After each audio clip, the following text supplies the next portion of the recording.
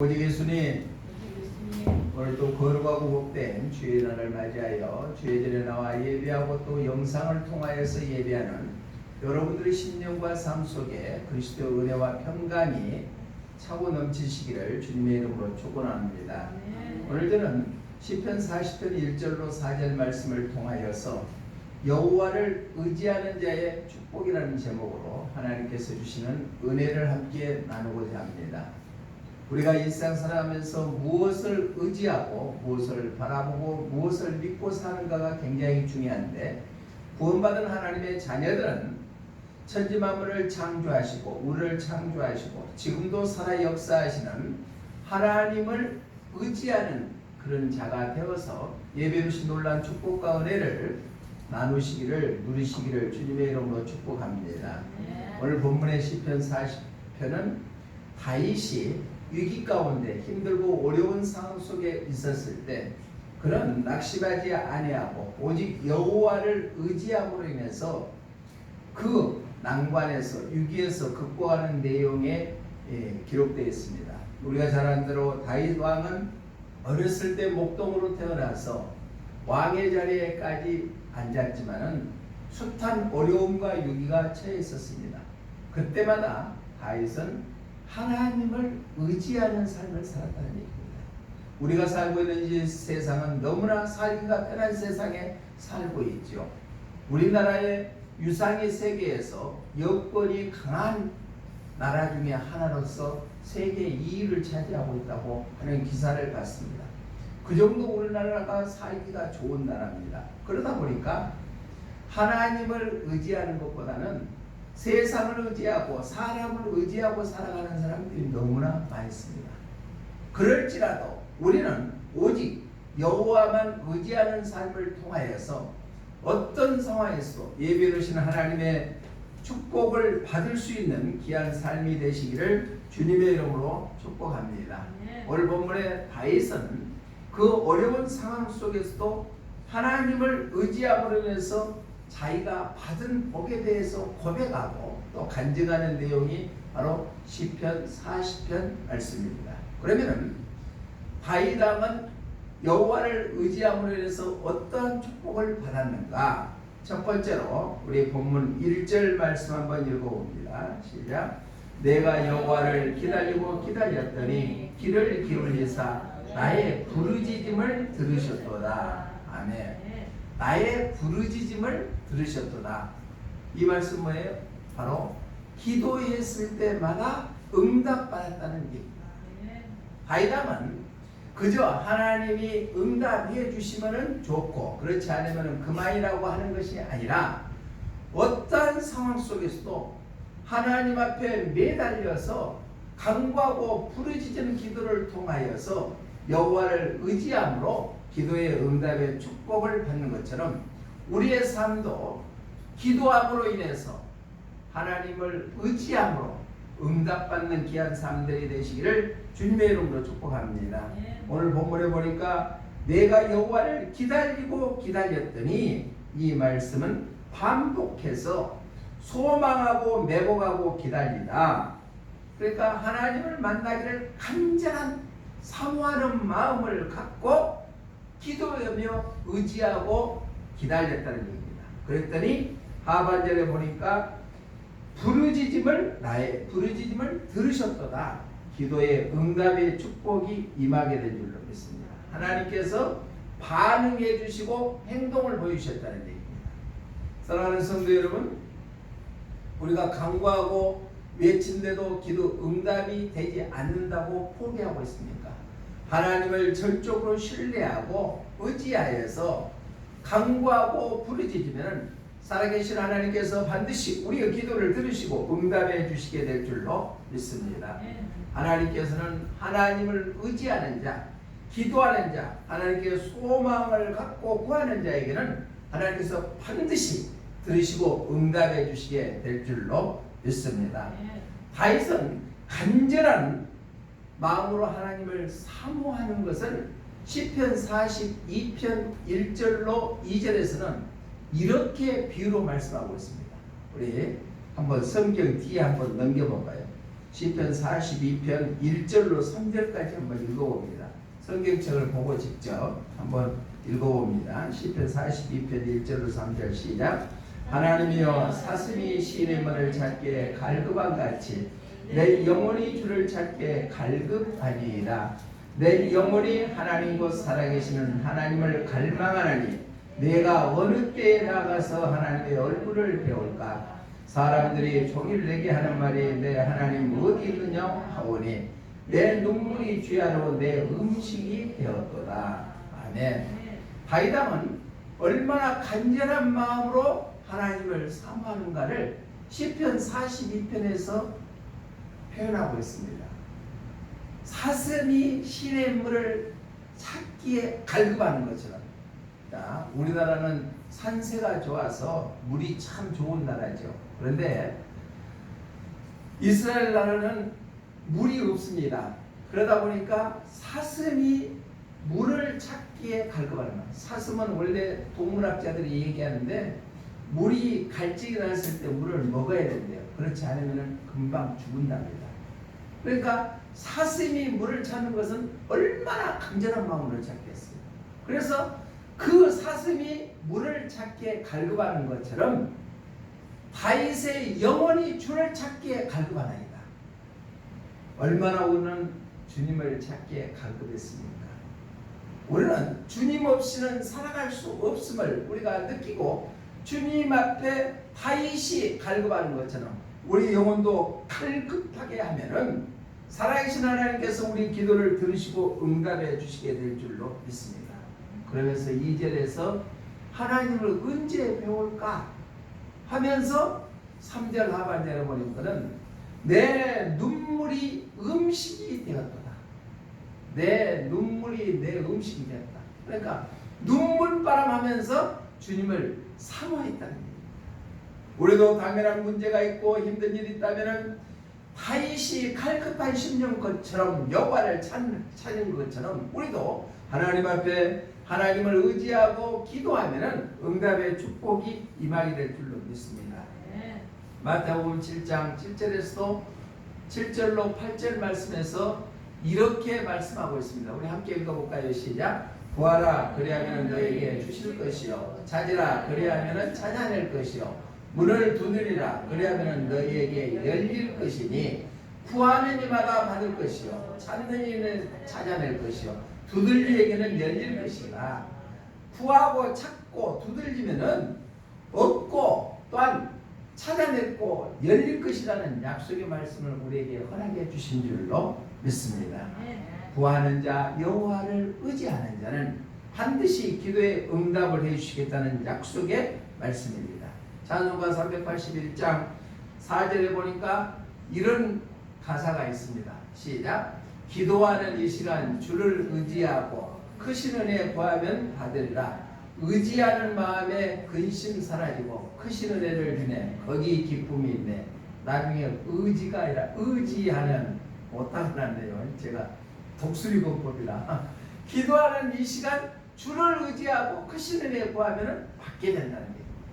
의지하는 마음에는 세상 근심이 사라지고 크신 은혜를 우리에게 허락해 주시게 될 줄로 믿습니다. 조지 밀러 목사님이 계십니다. 5만 번 기도 응답이라는 책을 쓰시는 분이시죠. 그러니까 일생살아하면서 많은 기도의 응답을 받습니다. 52년 동안에 조지 밀러 목사님은 기도했습니다. 가장 친한 친구 5을 놓고 그 영혼이 구원받기를 위해서 기도를 했는데 기도한 지 5년 만에 한 친구가 예수님을 영접하게 됐답니다. 10년이 지난 다음에 2사람이 영접을 했답니다. 나머지 이제 3 친구가 있는데 25년 동안 기도했더니 네 번째 친구가 응답 구워 예수님 품으로 돌아왔대요. 그런데 한 친구는 예수님을 영접을 하질 않았대요. 그런데 조지 밀러 목사님이 일생을 다하고 하나님의 부르심을 받아가지고 장례를 치르고 난 다음에 수개월 후에 그 친구도 예수님의 품으로 돌아오게 되었다는 겁니다. 우리는 한번 포기해버리고 낭망하지 아니하고 끝까지 영혼을 품고 기도하고 우리가 끈질기게 기도한다면은 살아계신 하나님께서 반드시 우리 기도를 들으시고 응답해 주시게 될 줄로 믿습니다. 우리가 어떤 상황이었든지 주님만을 의지하고 하나님 앞에 기도하면은 다윗이 나의 부르짖음을 들으셨도다라고 고백하는 것처럼 우리의 기도도 들으시고 응답의 축복을 허락해 주시게 될 줄로 믿습니다. 여호와를 의지하는 자 첫 번째 축복은 기도의 응답의 축복이 있다는 얘기입니다. 두 번째로 여호와를 의지하는 자 축복은 어떤 축복이냐? 우리 본문 2절 한번 읽어봅니다. 2절 시작. 나를 기가 막힐 웅덩이와 수렁에서 끌어올리시고 내 발을 반석에 두사 내 걸음을 견고하게 하셨도다. 아멘. 나를 다윗이 자기를 의미합니다. 기가 막힐 웅덩이와 수렁에서 끌어올리셨다. 이 말씀은 바로 구원의 축복을 받게 되었다는 거죠. 기가 막힐 웅덩이와 수렁, 스스로 헤어나지 못할 그러한 상황 속에서 하나님께서는 다윗을 건져주는 것처럼 여호와를 의지하는 자에게는 우리의 삶 속에 내 힘으로 헤어나지 못하는 그러한 수렁과 기가 막힐 웅덩이에 빠진다 할지라도 거기서 끌어올려 주신 분은 여호와 하나님이신 줄로 믿습니다. 다윗이 여호와를 의지함으로 말미암아 구원의 축복을 받는 것처럼 우리도 그러한 축복이 임하시기를 주님의 이름으로 축원합니다. 다윗은 하나님을 의지하고 하나님을 얻게 구했습니다. 그 결과로 기가 막힐 웅덩이와 수렁에서 끌려올림 받는 구원의 축복을 받는 것처럼 우리의 삶 속에서도 포기하지 아니하고 낭망하지 아니하고 그 내 스스로 헤어나지 못하는 그 수렁이 있다 할지라도 여호와를 의지하면은 기도의 응답뿐만 아니라 구원의 축복도 임하게 될 줄로 믿습니다. 구약에 보면은 아주 죽음의 문 앞에 서 있었는데 오직 여호와를 의지함으로 말미암아 그 생명에서 구원받는 여러 사건들이 있습니다. 다니엘서 보면은 다니엘의 세 친구인 바로 사드락과 메삭과 아벤느고는 느부갓네살 왕 시절 때 그 신하들이 느부갓네살 왕을 추앙하기 위해서 금신상을 만들었어요. 그래가지고 그 금신상에 절하지 아니하는 사람들은 풀물불에 던짐을 당하게끔 방을 붙였습니다. 그럼에도 불구하고 다니엘의 세 친구는 그 금신상에 절을 하지 않았습니다.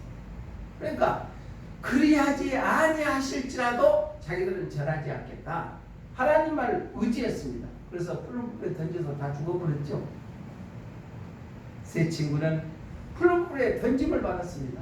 7배로 뜨겁게 불을 달궜음에도 불구하고 머리털 하나 상하지 아니하고 건짐을 받는 구원의 축복을 얻게 된다.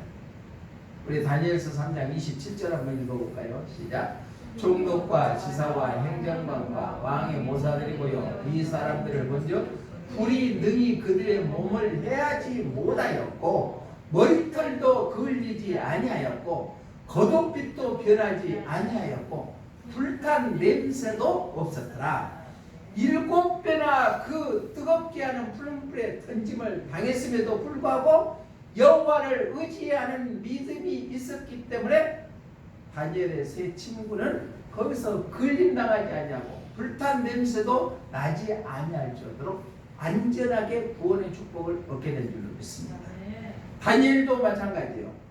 자, 메대 때 다리오 왕 시대 때 그 신하들이 다니엘을 시기해 가지고 바로 왕에게 외에 다른 신이나 사람에게 경비하는 사람들은 사자굴에 던짐을 받게 했게 방을 붙였음에도 불구하고 다니엘은 전에 하던 대로 자기 집에 들어가서 예루살렘을 향하여 창문을 열고 하루에 3번씩 무릎을 꿇고 기도했다 했습니다. 감사하며 기도했다. 그 결과가 어떻게 되느냐? 다니엘서 6장 23절에서 이렇게 말씀하고 있습니다. 시작. 왕이 심히 기뻐서 명하여 다니엘을 불에서 올리라 하며 그들이 다니엘을 굴에서 올린즉 그의 몸이 조금도 상하지 아니하였으니 이는 그가 자기의 하나님을 믿음이었더라. 아멘. 여호와를 의지하는 신앙을 가졌기 때문에 다니엘은 사자굴에 던짐을 받았음에도 불구하고 몸 하나도 상하지 아니하고 구원의 축복을 받게 된 줄로 믿습니다. 찬송가 350장 4절에 보니까 이렇게 찬양합니다. 시작. 죄악 중에 빠진 사람 죄를 뉘우쳐 십자가에 달린 예수 믿기만 하면은 유태한 데 빠진 영은 구원 얻어서 천국 백성 될 것일세. 아멘. 믿으시죠? 어떠한 죄악 속에 빠졌다 할지라도 십자가에 달리신 예수님을 믿기만 하면은 유태한 빠진 영혼이 구원받아서 천국 백성 되게 될 줄로 믿습니다. 대환란 때도 마찬가지입니다. 대환란 때도 힘든 상황이 닥쳐옵니다. 마태복음 제가 자주 얘기하죠. 24장과 25장은 종말에 대한 것을 기록하는 책이 마태복음 24장 25장인데 마태복음 24장 21절의 말씀 보니까 이렇게 말씀합니다. 시작. 이는 그때 큰 환란이 있겠습니다. 창세로부터 지금까지 이런 환란이 없었고 후에도 없을까. 대환란 때는 대환란의 위기가 닥친다는 얘기입니다. 누가복음 21장 12절에서도 이렇게 말씀합니다. 시작. 이 모든 일 전에 내 이름으로 말미암아 너희에게 손을 대어 박해하며 회당과 옥에 넘겨주며 임금들과 집권자들 앞에 끌려가려니와 믿음을 지키는 자에게는 그러한 어려움이 있게 된다는 얘기입니다. 또 누가복음 21장 16절의 말씀을 보니까 이렇게 말씀합니다. 시작. 심지어 부모와 형제와 친척과 그것이 너희를 넘겨주어 너희 중에 몇을 죽이게 하겠고 대환란 때는 믿음을 지켜나가는 자들이 식구들이나 주위에 있는 사람들로 인해서 박해를 받을 때가 있다는 겁니다. 지금 우리가 살고 있는 이 시대가 그러지 않는가 해봅니다. 그러나 그러한 때에도 마태복음 24장 22절에서 하나님께서는 그날을 감해 주시겠다고 말씀하고 있습니다. 시작. 그날들을 감하지 아니하면 모든 육체가 구원을 얻지 못할 것이나 그러나 택하신 자들을 위하여 그날들을 감하시리라. 그러니까 대환란이 팽배해지지만은 하나님의 택한 백성들을 위해서 그 날을 감해 주시겠다고 약속하고 있습니다. 그러면서 누가복음 21장 18절에서는 이렇게 말씀하고 있습니다. 시작. 너희 머리털 하나도 상하지 않게 하라. 하나님은 하나님을 의지하고 하나님을 믿는 자에게는 하나님께서 어떤 상황 속에서도 보호해 주시겠다는 약속의 말씀인 줄로 믿습니다. 다윗이 다니엘의 세 친구들이 대환란 때 믿음을 지키는 자들에게는 어떤 수렁과 또한 깊은 부력에 빠지더라도 하나님께서 구원해 주시는 축복을 허락해 주시게 될 줄로 믿습니다.